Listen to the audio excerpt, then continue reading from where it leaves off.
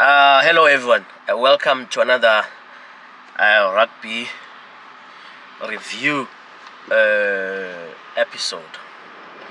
Episode number, I'm not sure what number it is. I'm not really sure what number it is. I'm not counting actually. So for this one I'm doing Wales versus England. Played yesterday, Saturday, in Cardiff, Wales, in the Millennium Stadium.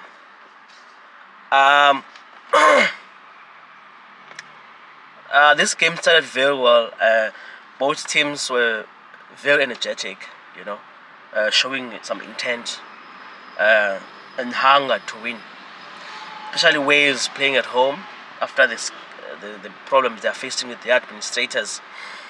I think they came to this game with a lot in their mind, but they really showed up for this one. Tried to win it, but it was not easy. So England showing some urgency very early in the game, in their attack early on, and 7 minutes inside in the game they get a penalty 45 meters out from the Welsh poles, and Owen Farrell slots in the penalty kick for 3 points. And then teams continue to feel each other for the longest moments in this game. They're feeling each other in the beginning. Teams trying to see the tactics of the opposition. What is the other team doing? To counter what I'm trying to do. Until England get a scrum 18 meters inside the Welsh half. From this scrum, they launch a nice set play move to Ollie Lawrence, their number 12, who punches a hole on the Welsh defense and then gets through, but then gets tackled. From this tackle, England quickly recycle the ball to make about 3 passes to the left to reach Anthony Watson, their winger, who goes over the Welsh try line to dot the ball for a nice try. England launching a set piece play from a nice scrum. You can see this one is well rehearsed from the ground, from the field. This one, set play, rehearsed, but it's beautiful to watch. It's beautiful to watch. I like these classic set plays from teams. It's just a classic rugby set play. But Wales immediately get a penalty after this, and Leah Penny slots the ball in for 3 points. This is Wales' first score in this game. 10 minutes before half time. Okay, after Leah Penny slots in this ball, nothing. There is no score from both teams. No team scores until 10 minutes before half time. When Wales concede a scrum penalty 80 meters inside their own half through Thomas Francis. Their tight head there, who has a short bind on the opposing prop, short bind on the arm, which causes the whole scrum to be unstable, leading to a hinge. Yeah, if you're not, as I've said in the previous videos, if a prop is not tightly bind or has a short arm bind on the other prop during a scrum, it usually leads to a hinge, and the referee sanctions the prop that had a short arm bind.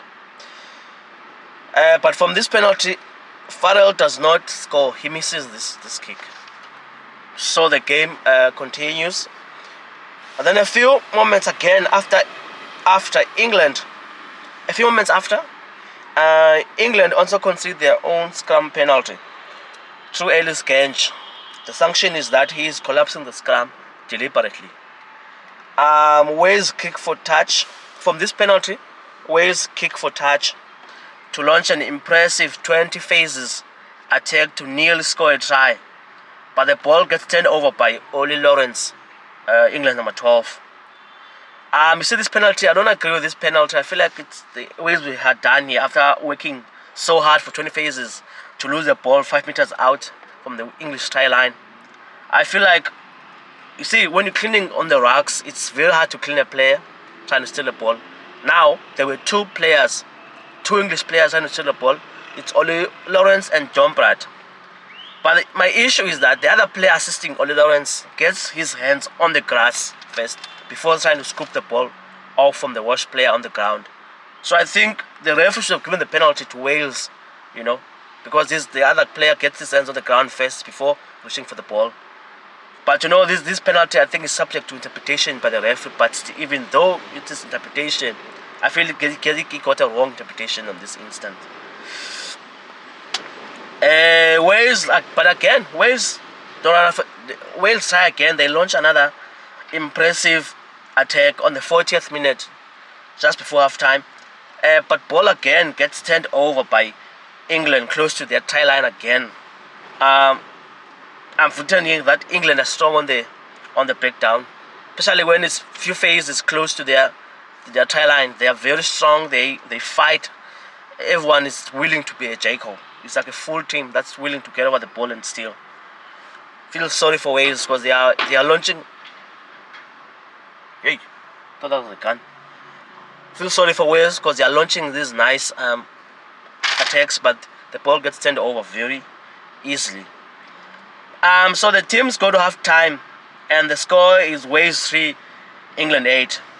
Right after half time, number 11 of Wales, Lewis Reed Zamet, gets an intercept to go on and score an easy try close to the English post there. It's an easy try for him to run, and no one's going to catch this guy because he's very quick, Lewis Reed Zamet. So he's try Wales. But this is short-lived because England, immediately after this try, they hit back with their own try through Kyle Sinclair, their tight head. You see, Wales are not even allowed to enjoy this. The fans are not even allowed to get any energy to support their team because immediately England hit back with their own try. This is a note I made that around the 56th minute, England are dominant on the tackles, on the contact zones, and their big pack is doing very well. They are getting over the advantage line when they are in contact with Wales, and as a result, Wales are being put on the back foot. They are being put under pressure, and they're starting to be very indisciplined, committing a lot of penalties. And the penalty count by this time is Wales 8, England 4. In the first half, Wales were not committing so many penalties, but in the second half, they are conceding. They are building up penalty counts very rapidly. It's a result of England being dominant. England putting a lot of pressure on them. If you have too many penalties in a rugby game, as I've said before, you're not gonna win. You don't win games with so many penalties. So there is no score for the majority of the second half until Ollie Lawrence, the England number 12, scores a try from a nice English 14 phases attack. Again, it's Ollie Lawrence. He's been a brilliant player for me in this game. He's doing very well. The breakdown work is great. The defense is good. His line breaks are good. He reads plays very well. He works very hard. He looks like a small guy, but the work he does, the way he's so aggressive on the contact, on the tackles, it's just so impressive.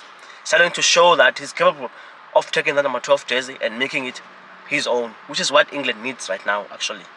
Actually, him and Slade are doing very well at that pairing at 12 and 13 there. Him and Slade are very impressive for me in this game. The future is bright for England at that number 12 jersey. They're starting to get some rhythm now going forward. I hope they're not going to change again. So after this Ollie Price score, there's no team really that scores until full time. So the final score was Wales 10 and England 20. This was a good, decent game, but not really the most exciting game I've watched. And I don't blame the home team for this because there's a lot of things going on behind the background from the Welsh administrators. Players don't have contracts. It's just a few months before the World Cup. They wanted to. I thought they said they were threatening that they were gonna go for a strike, but I guess they were talked out of it. But when you go to a game such as of this importance, You're supposed to go there with a clear mind, not go there worrying about other things off the field. So I'm so sorry for Wales that they are going through this, because I feel like if they were more focused, they would have done better in this game. They would have maybe won this game, because they are starting to show that ball retention, that ball retention ability from Wales that we know. They are very good with ball retention, with all those things. But when you go to a game with so much in your mind, you're not gonna do well. England should be proud of themselves for winning here. It's never easy to go and win in Wales. Doesn't matter if Wales have their own problems, but it's never easy to go and win in the Millennium Stadium. So kudos to England. They should look forward to the future. So yeah, thank you very much. Enjoy your evening. Thanks.